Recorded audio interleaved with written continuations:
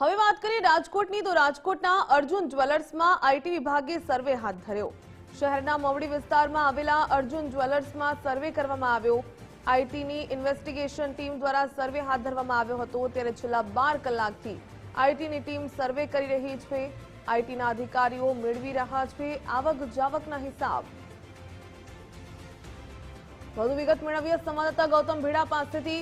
ગૌતમ, રાજકોટમાં આઈટી વિભાગનો સપાટો અર્જુન જ્વેલર્સમાં સર્વે હાથ ધરવામાં આવી રહ્યો છે, વધુ શું વિગત?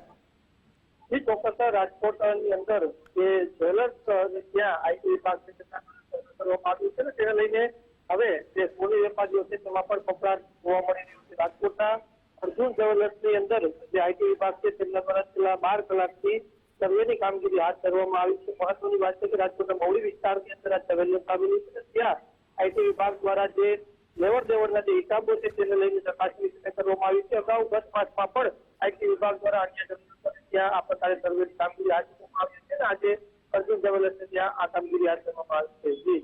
જી ધન્યવાદ જાણકારી બદલ।